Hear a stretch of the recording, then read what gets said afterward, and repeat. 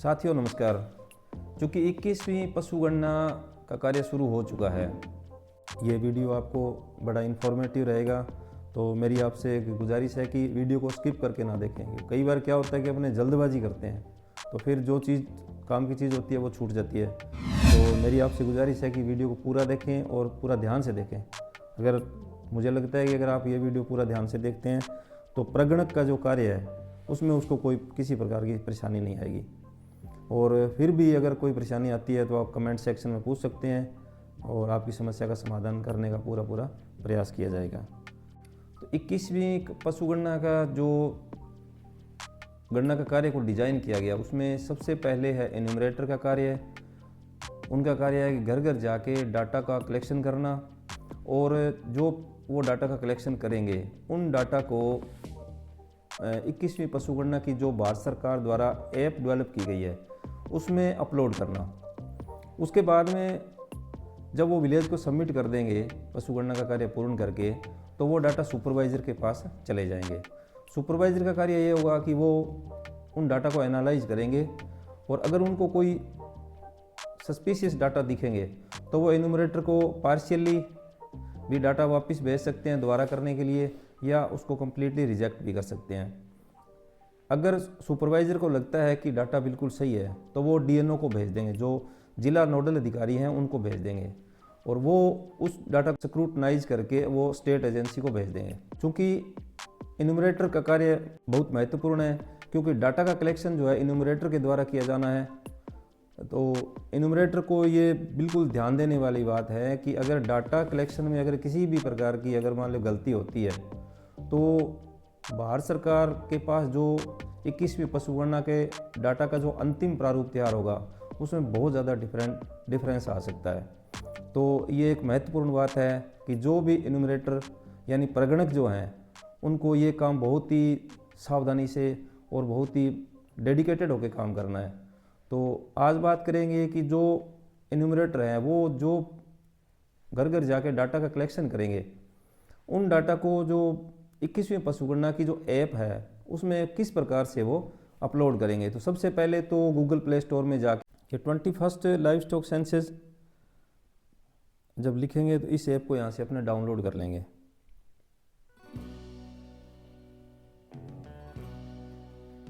ये आप देख रहे हैं कि ऐप डाउनलोड हो रही है।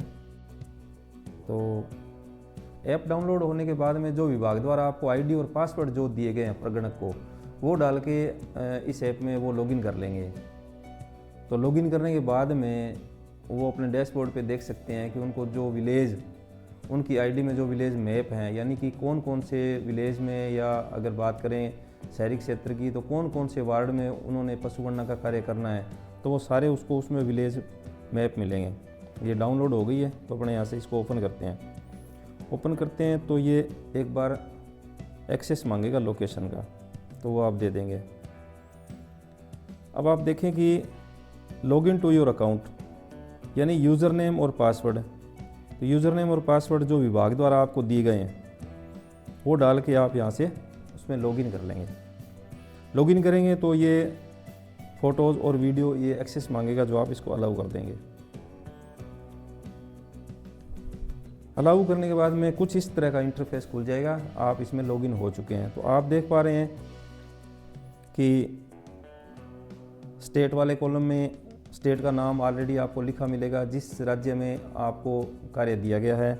उसके बाद में ज़िला भी भरा हुआ मिलेगा, कौन से ज़िले में आपकी ड्यूटी है और कौन सी तहसील में आपको पशुगणना का कार्य दिया गया, वो तहसील फिल ही मिलेगी। उसके नीचे जो 4 नंबर कॉलम आप देख रहे हैं विलेज या वार्ड। विलेज का मतलब अगर ग्रामीण एरिया में पशुगणना का कार्य करें तो विलेज, और शहरी क्षेत्र में अगर पशुगणना का कार्य करें तो वार्ड। तो यहाँ जब अपने क्लिक करेंगे तो वो सारे के सारे विलेज या वार्ड जो आपको पशुगणना के कार्य के लिए अलॉट किए गए हैं, आपकी आईडी में मैप किए गए हैं, वो यहाँ से आपको सभी दिख जाएंगे। तो अब यहाँ आपको क्या करना है कि आप जिस गांव में पशुगणना का कार्य शुरू कर रहे हैं उस गांव को यहाँ से सेलेक्ट कर लेंगे। साथियों, एक बात ध्यान देने वाली ये बात है कि आप रैंडमली ऐसा कभी मत करें कि 4, 5, 10 घर किसी गांव में कर रहे हैं और कभी किसी गांव में कर रहे हैं। तो इससे क्या होगा कि आपके लिए एक समस्या खड़ी हो जाएगी, आपके लिए ये भ्रम की स्थिति पैदा हो जाएगी कि कौन से गांव को आपने कंप्लीट किया है या किसी को नहीं किया है। तो आपसे मेरी ये एडवाइस है कि आप जिस गांव में ही पशुगणना का कार्य शुरू करें, पहले उसको कंप्लीट करके उसको सबमिट करें, फिर ही आप दूसरे गांव में पशुगणना का कार्य करने जाएं। तो यहाँ से वार्ड या विलेज को सिलेक्ट करने के बाद में उसको सेव कर देंगे। सेव करने के बाद में ऊपर आपको गांव का नाम दिख जाएगा और हाउस होल्ड और स्टे एनिमल ये खिल जाएगा। हाउस होल्ड में क्या होगा कि पूरे गांव का पशुगणना का कार्य आपको हाउस होल्ड वाले कॉलम में ही करना है। ये कंप्लीट करने के बाद में आपको स्टे एनिमल वाला कॉलम खोलना है, जिसमें उस गांव के अंदर जो स्ट्रे कैटल और स्ट्रे डॉग हैं उनको काउंट करना है और उनको यहाँ डाल के इसको सबमिट कर देना है। ये सारा काम करने के बाद में ही सुपरवाइज़र को ये विलेज सबमिट करना है, उससे पहले सबमिट नहीं करना है। क्योंकि अगर ऐसा करते हैं तो आप वहाँ किसी और हाउस होल्ड की एंट्री नहीं कर पाएंगे। तो अपने चलते हैं हाउस होल्ड पे। इसमें जाएंगे तो आप देख पा रहे हैं कि इस गांव में पशुगणना कार्य शुरू किया जा चुका है। पहले से ही हमने 4 घरों का सर्वे कर लिया है और उनको अपलोड भी कर दिया है। तो अपने अब ऐड न्यू पे जाएंगे। ऐड न्यू में आपको 4 ऑप्शन दिखेंगे। पहला हाउस होल्ड इंटरप्राइजेज और नॉन हाउस होल्ड इंटरप्राइजेज और इंस्टीट्यूशन। हाउस होल्ड क्या है? कोई भी घर जहाँ पे लोग रह रहे हैं और खाना बना के पका के खा रहे हैं, वो हाउस होल्ड कहलाता है। हाउस होल्ड इंटरप्राइजेज,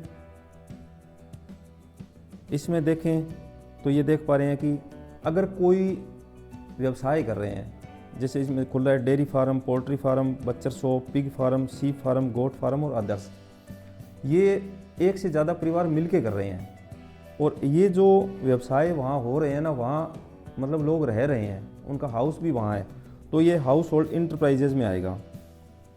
2 चीज़ें आपको समझ में आ गई। अब तीसरी है non house hold enterprises. Non house hold enterprises क्या होता है कि जैसे कोई dairy farm, poultry, बच्चर shop, registered slaughter house है, अनरजिस्टर्ड है, मीट प्रोसेसिंग यूनिट है, पिग फार्म है, गोट फार्म है और सीप फार्म है।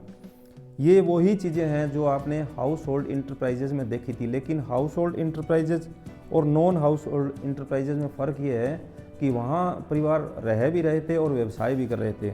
और नॉन हाउस होल्ड इंटरप्राइजेज में क्या है कि ये घरेलू है, यहाँ लोग रह नहीं रहे, सिर्फ व्यवसाय करने के लिए आते हैं, घर उनका कहीं और है।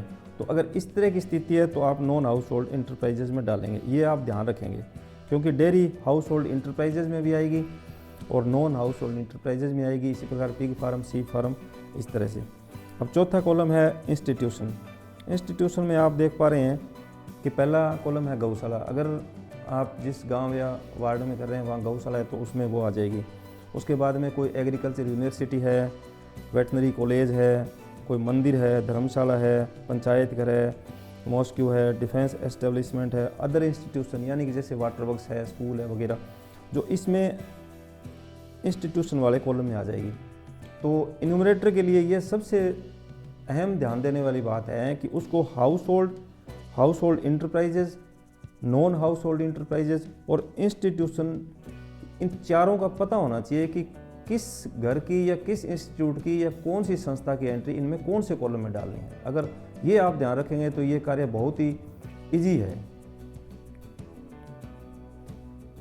उसके बाद में जैसे मैं अभी जिस घर की अपने एंट्री करेंगे वो एक हाउस होल्ड है, तो हाउस होल्ड को सिलेक्ट करके अप्लाई कर देंगे।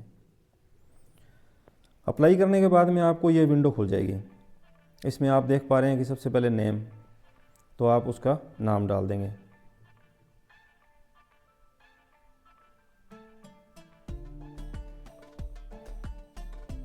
जिस घर में पशुगणना का कार्य करने आप गए हैं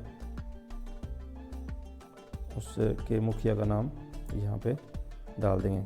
उसके बाद में उसका एड्रेस, उसका वार्ड क्या है, जो भी, या उसके गली का नाम, ये कोई लैंडमार्क आप यहाँ पे डाल सकते हैं। फिर जो हाउस होल्ड के हेड का जेंडर वो सिलेक्ट कर लेंगे। फिर उनके पास लाइव स्टॉक या पोल्ट्री है या नहीं है, ये भी ध्यान देने वाली बात है कि कुछ हाउस होल्ड ऐसे होंगे जिनके पास पशु नहीं है, तो यहाँ से अपने सेलेक्ट करेंगे कि कौन कौन से उसके पास पशुधन है, वो यहाँ से आप सेलेक्ट कर लेंगे। उसके बाद में उसका व्यवसाय क्या है वो यहाँ से देख लेंगे, फिर उसकी एजुकेशन क्या है वो यहाँ से डाल देंगे, सोशल स्टेटस वो कौन सी कास्ट की कौन सी कैटेगरी से आ रहे हैं वो इसमें भर देंगे। फिर अगर किसी प्रकार की वो जो पशुधन के लिए अगर कोई सरकारी सहायता ले रहे हैं तो वो अगर ले रहे हैं तो यस कर देंगे, अदरवाइज़ नो कर देंगे।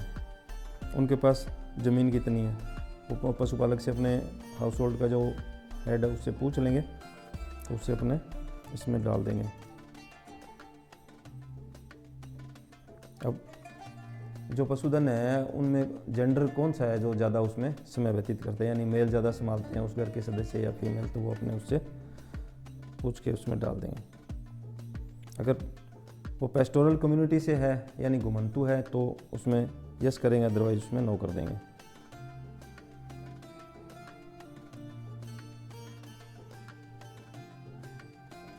अब अगला है whether major income comes from livestock. ये है कि क्या उस परिवार के जो ज़्यादा इनकम पशुधन से आ रही है तो यस कर देंगे, अगर पशुधन से बहुत ज़्यादा इनकम नहीं आ रही तो नो कर देंगे। अब ऑप्शनल डिटेल है कि उसके पास कोई लाइफ स्टॉक पोल्ट्री की बेनिफिशियरी आईडी है या इंश्योरेंस आईडी है, मोबाइल नंबर है। उसके बाद में इक्विपमेंट की डिटेल है, इक्विपमेंट अगर इंक्यूबेटर कोई है या मिल्क मशीन उसके पास है तो डाल देंगे, नहीं तो जीरो कर देंगे। फोडर कटर है या नहीं, ये सारी चीज़ें भर देंगे। अब डंग कलेक्शन एंड डिस्पोजल इक्विपमेंट है या नहीं है तो वो करके इसको सेव और सबमिट कर देंगे। ये हाउस होल्ड का रजिस्ट्रेशन हो गया, ये हाउस होल्ड की आईडी आ गई है। अब इसमें आप एनिमल को ऐड कर सकते हैं, तो अपने जाएंगे ऐड एनिमल पर। ऐड एनिमल में जाने के बाद में आपको दो ऑप्शन दिखाई देंगे, टैग्ड एनिमल और अनटैग्ड का, यानी कि जिन उसके घर में जो पशु हैं अगर उनमें टैग लगे हुए हैं तो टैग वाले ऑप्शन में जो पहला है उसमें डाल देंगे, और नहीं तो अनटैग वाले में कर देंगे। ऐड एनिमल करेंगे। अब पशुपालक ने जो हमें बताया है कि उसके पास कैटल है, कैटल सेलेक्ट करेंगे। फिर उसकी जो कैटल की जो ब्रीड है वो देख लेंगे कि एग्जोटिक, इंडिजिनस या नॉन डेस्क्रिप्ट जो भी है। एनिमल का जेंडर क्या है,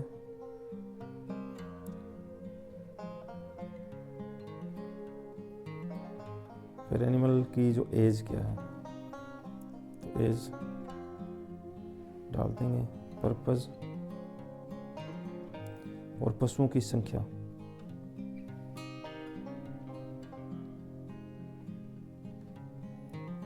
ये डाल के इनको सबमिट कर देंगे। सबमिट करने के बाद में आप देख पा रहे हैं कि इनके पास टोटल एनिमल 2 हैं, नॉन डेस्क्रिप्ट कैटल। अब इनके पास और भी पशु हैं तो फिर ऐड एनिमल करेंगे।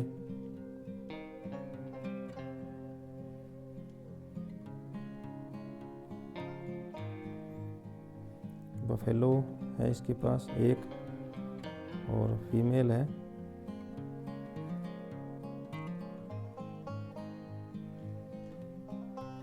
नॉन डिस्क्रिप्टिव है, फीमेल है, एज इसकी 3 साल है।